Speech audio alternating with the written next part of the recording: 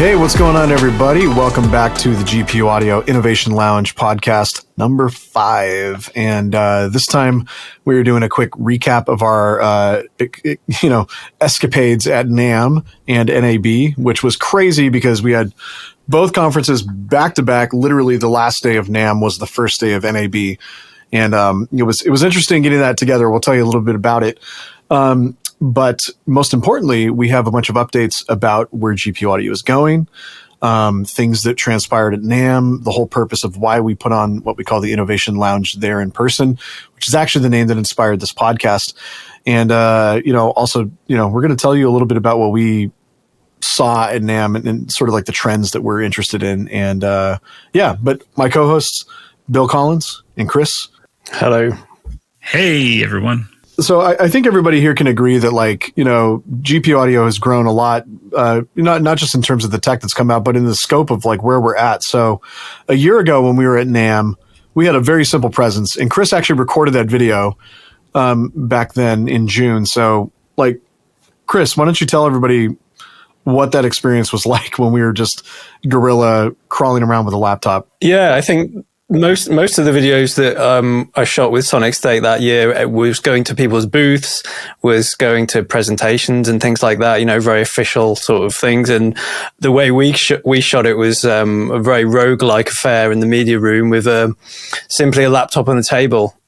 Super simple, but we ended up getting over 100,000 views on that one video. It was definitely the hit of the show for Sonic State, and it was simply me asking Jonathan some questions about GPU audio, and Jonathan presenting this new technology to the world. It's just interesting to me that less than a year later, we wanted to come back to NAMM, but we were like, well, we can't do the same thing, we already did the guerrilla thing and just wanted to see what people's reactions would be to seeing the tech, and the reactions were great. So this year we wanted to do something completely different, which is basically where Bill steps in, because, I remember I was on a meeting with NAMM, and I was thinking, okay, how can I get how can we get into NAMM and make this work for us? Because we were kind of coming in last minute slightly, within 3 months to the show, which is technically last minute. And I thought, okay, I think what we're going to do. And in the moment, I pitched this idea of an innovation lounge, right? This thing of where we can, feature other companies, because GPU audio is a technology that enables other companies. So we wanted to do something where we do that at scale, at the event. And then Bill steps in and starts to plan this whole thing. And things got crazy from there. Stepping back from it, about over a week removed from the whole situation, I think it was a big success. And we owe it a lot to our sponsors and partners that showed up. The team that represented all of these sponsors and partners were just a bunch of great people, super positive. Just sitting and watching some of the panels, it was a great experience just to kind of sit back and hear from these experts. So great experience overall. Yeah, there were a ton of highlights for me, especially I would especially say within the panels and the live performances. But before we get to those highlights, each of us are gonna share our individual highlights with you guys, with the listeners. But probably obviously for us as a company, the most impactful thing was definitely, Vienna Symphonic Library demoing their new, Mir Pro 3D software, which is, for those of you who don't know, is this incredible, meticulously captured, 3D soundstage software where essentially they've done multiple impulse response recordings upmixed to ambisonics, from what I understand, of every individual staging point, on a virtual stage for the orchestra. And they've done this for tons of different rooms. And on the new version, it's accelerated by GPU audio. So at the show, they did this demo on a Genelec Dolby Atmos system where, it was, they were showing how it's taking 75% of the CPU on this laptop to run the session. It's popping and cracking, not really usable in a pro session or in a live setting, much less, right? And then they switched over to GPU mode, and that CPU usage dropped down to 8%, 7%. I think on average it was about 8%. And that was extremely exciting to me to be able to hear that in real time, because we hadn't gotten the chance to play it back on a really huge system like that up until that point.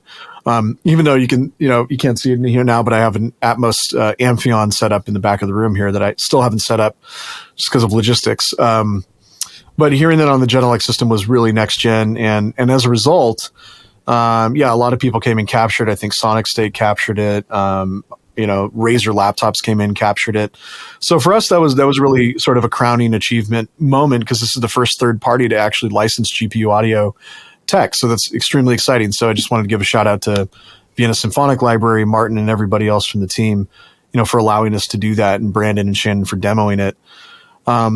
But let's kind of get into some of the highlights that we thought were the coolest things that we saw at the NAMM show. I'll save mine for a little bit later, but yeah, Bill, maybe kind of hopping off of what you were saying just a minute ago. What were the things that really stood out to you this year at NAMM? And I know this comes at a time where a lot of people were speculating. I think 3 days before NAMM, some YouTuber put out a video saying, NAMM is dead. Is this the last NAMM ever? And I think just trying to drive that algorithm probably, but at the same time, it's not something that's uncommon to hear, right? But my experience was that NAMM was actually quite well and alive and very interesting this year. But what are your highlights? So, I mean, I can just speak to something really quickly. I mean, we're a couple years removed from COVID now, or a year, what have you. And the numbers were way up. I was at NAMM 2022, and I think the numbers were, don't quote me on this, but like 25,000, maybe 30. And I remember seeing some initial reports that NAMM 2023, this past year, was up around 45 to 50. So the numbers are growing, and it's not where it was pre-COVID, which was around 100K, I guess, but we're getting there. So, which is really exciting, because I love NAMM. I mean, it's just a fun place to be. I'm a gearhead, and a lot of my friends work in the industry. So it's an opportunity to catch up with a lot of my friends around the world that work in this industry. But as far as highlights for me, I spent 90% of my time, maybe 95% of the time, at our booth, and didn't really get to walk the floor except for a couple times. But for me, the highlight was really seeing it seems to be that immersive audio is becoming much more widely accepted in the industry. I mean, look at a company like Sound Particles releasing the Skydust 3D synth. That is so cool. I mean, can you imagine you have some Atmos speaker setup and you're just playing synth and just hearing layers and sounds that you really wouldn't be able to hear in maybe a stereo configuration. So I think that's just very cool. And at our booth, there was a lot of, we had the immersive panel, of course, but there was just a lot of talk about immersive audio. And I think a lot of people just really see that, okay, this is a reality. We're really moving towards this being the format of the future. So that, to me, was a big highlight. Yeah, one of the things that Nuno, the founder of Sound Particles, mentioned when he was at the panel talking about the synth was the reason that they made this, the Skydust synth. He feels like you shouldn't have to go through, a whole suite of workflows and plugins just to get your synthesizer spatial. So from his perspective, he wants to take it directly from the instrument. And I thought, this is something that I've been hoping somebody would do forever, and the nearest thing that people ever came out with was like maybe that, I can't remember, the Udo Super 6, which is a dope synthesizer, and it has binaural processing. But even then, it's not like honest to God binaural, HRTF driven, SOFA file, binaural. I think it's more of like a psychoacoustic effect that they have on that synthesizer with the way that they spread voices across the stereo field. So being able to have an honest to God spatial synthesizer, and when I say spatial, I don't mean Apple. I just mean spatial is the vernacular we use in the immersive audio industry niche. So yeah, that was a huge highlight for me too. So I can relate there. In that panel, as a follow up to that, was a really good panel. I think, people talked about some of the challenges that are existing, with immersive audio hitting the market. If it's becoming more widespread, one of the things that I've always wondered is like, at what point does it not become special anymore, right? Not spatial, but special. So if it becomes a new format that everybody has adopted, then at some point the novelty wears off, and where is the real use case, right? So I think that's sort of thinking ahead 5-8 years in advance. And those were some of the topics that came up at the panel. I thought that was really cool. Yeah, definitely. I think for me, the highlights, the first highlight was walking into the Innovation Lounge. I think that was possibly the biggest eye-opening event to see to see everything that we planned for weeks on end actually come into fruition. It's worth noting to everyone that we had a list of like 100 action items for the Innovation Lounge. So these were all things that we had to do to implement to make it happen. So yeah, I think walking into the Innovation Lounge and seeing all of these images that we'd put together and the stage and all the promo and stuff we'd done, seeing that it was actually a real world and going into it, like that was a really amazing experience. I think, Bill, you did an amazing job on getting all that stuff together. The Innovation Lounge itself was incredible. I think I also experienced the exact opposite to what Bill did, because Bill, as he said, was 90% in the Innovation Lounge, didn't have much time to walk the floor, where I was like 90% walking the floor, 10% like going either in the media room or the Innovation Lounge. So we had very polar opposite experiences, but I would definitely say the Innovation Lounge, without bias, it's kind of like pushing NAMM forward. Like, I've only been to 2 NAMM shows, but that was the one thing that really stood out for me in the 2 different shows. Is like the Innovation Lounge was actually a space where things were moving forward, because I felt a lot of the other talks that I heard and I saw on the other stages were kind of a bit passé for me, like the topics that they were talking about, it just wasn't hitting home. But in the Innovation Lounge, we had Splice, we had Harmony, we had Cosmo, we had Mantra, we had all these amazing Genelec, we had all these incredible companies that were like really talking about and pushing forward the future of audio. So with that said, that was my highlight. However, I have to say, on a personal note, like the Richard Devine performance was incredible. I think it was his first ever. Well, and you got to VJ that, which was freaking awesome. Sorry, I don't think we can understate. I mean, yes, Richard's music is incredible, but man, your visuals, I was sitting there like I was kind of entranced. The visuals were a perfect addition to his music. They were super trippy, and man, I loved it. And we have it all captured on video too. Thanks, man. I think that was the first time I've ever been nervous VJing. Like, I've never been nervous before, but I remember walking over from the media room and like going, wow, I'm actually feeling a bit nervous about this. But it was great and it worked really well, and Richard was really nice. So yeah, I think that was a great highlight, because it was him doing a performance on the 7.1.4 system that he'd never done before. It was really exciting. And then also, like, a few days later, somebody had captured a part of the performance on 360, which you can watch on YouTube. So yeah, I think that for me, is a massive highlight. And I'm always going to look back on that as a seminal moment in my VJ career. Don't quit your day job. We're begging you. Yeah. Okay.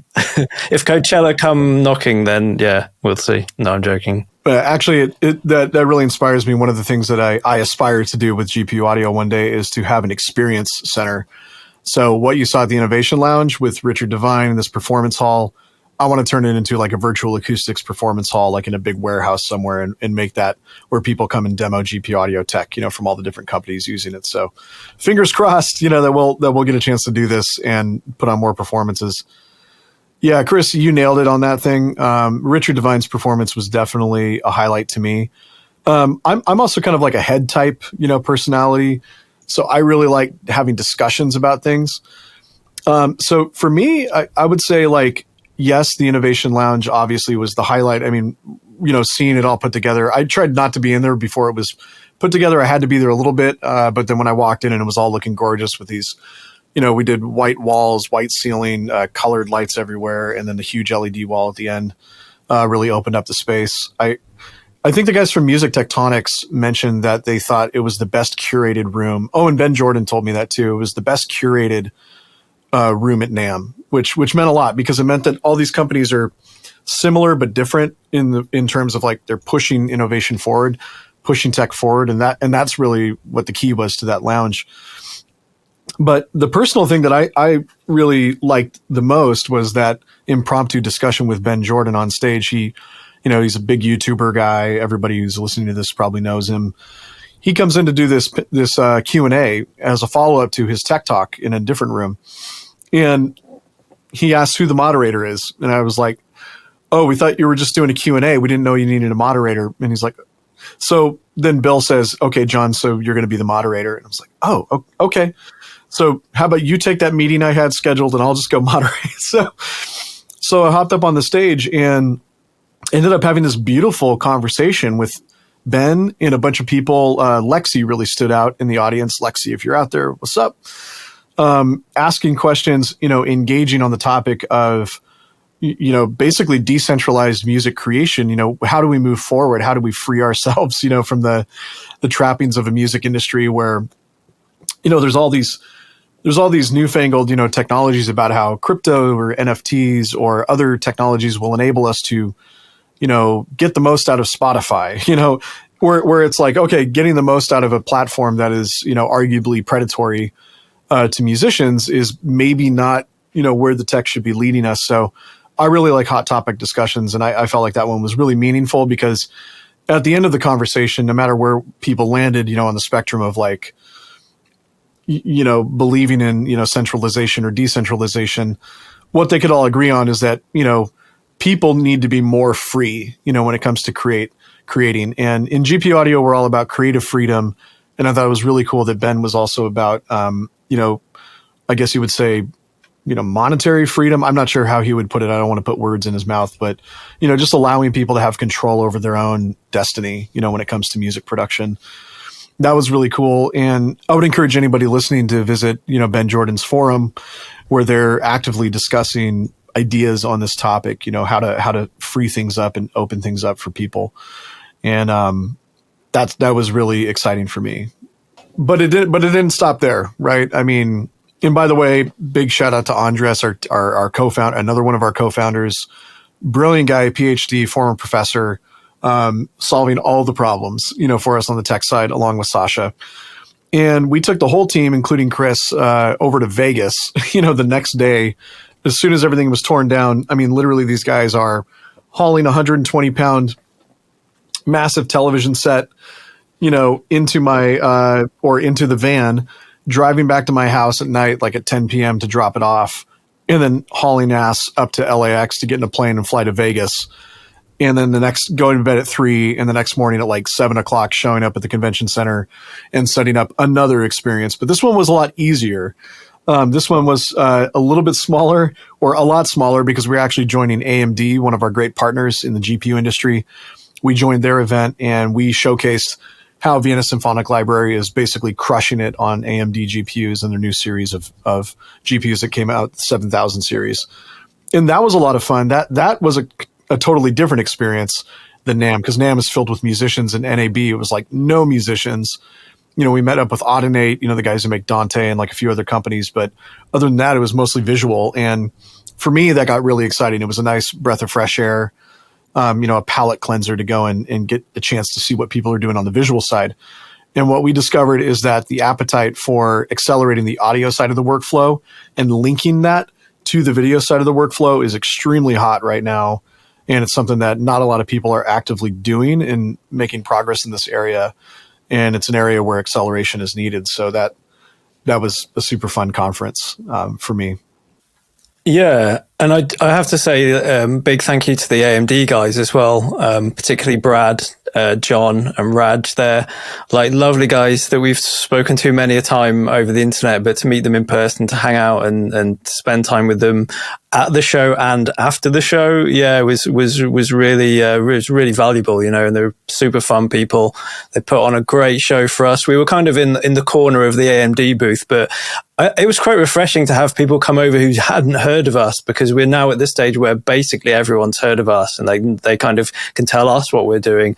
But yeah, I quite enjoyed having people be really surprised that we were processing audio from a GPU for the. Yeah, that was really cool. It was nice because a number of companies, including Bill's former company Magix, stopped by and wanted to talk about things and see what GPU audio was up to. And it was nice to hear it from their perspective, because we have our own ideas about how we think our tech can be used, but hearing it from other people who aren't focused on audio was super eye-opening.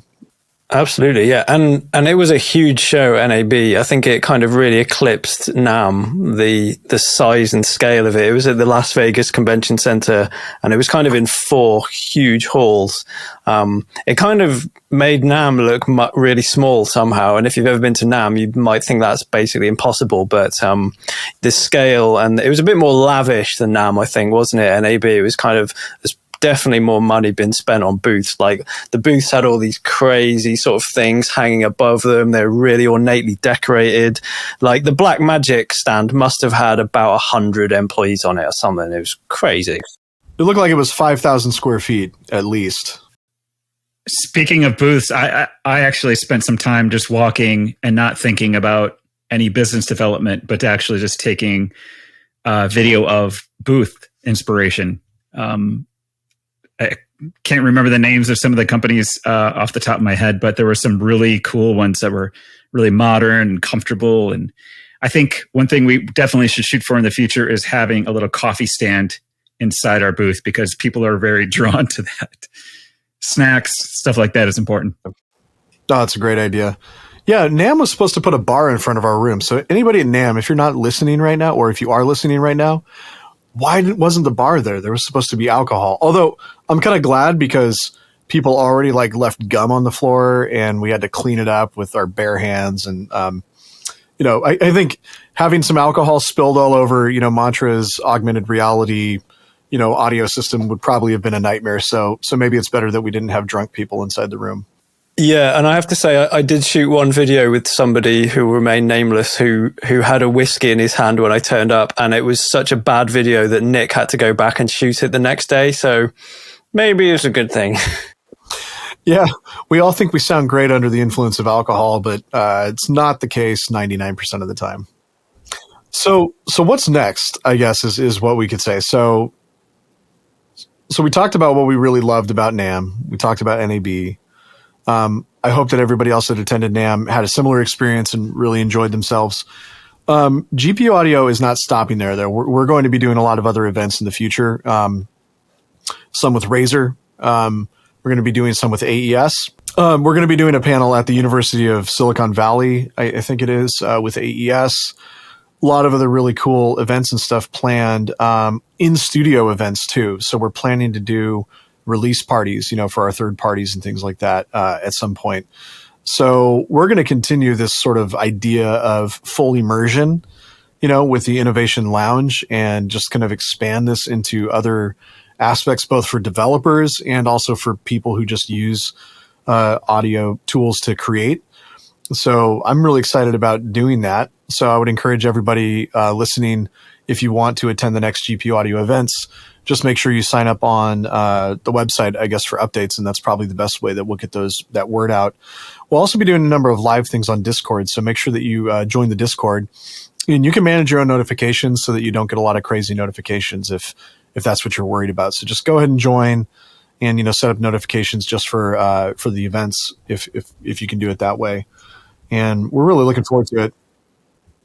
Yeah, just to mention the Discord event, we're Jonathan and Sasha are going to be interviewed by John Kennedy, who is a really big broadcaster here in England who works for Radio X, and he's interviewed sort of, you name it, the Arctic Monkeys, everybody, like Fred again, all these massive people. He's interviewed them. So and I think early May we're going to be interviewed by the legendary John Kennedy over on their Discord. Tape Notes, that is. Oh, I love that podcast.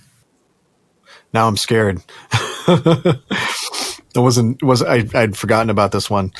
Well, cool. Chris and Bill, you guys rocked at the shows. We had a lot of great memories made. I hope that everybody who's listening that was able to attend the shows, like I said, had a great time as well. Thank you for the support of GPU Audio. We're going to continue to push ahead. We're going to continue the Innovation Lounge. The next few episodes are going to feature some incredible guests talking about their incredible products, vision for the future of audio. Hopefully you will leave inspired to, chart your own path, expand what you're doing in audio as well. And I certainly hope that, some of the people listening here might end up on the show at some point as well. So thanks again, and we'll see you in the next episode.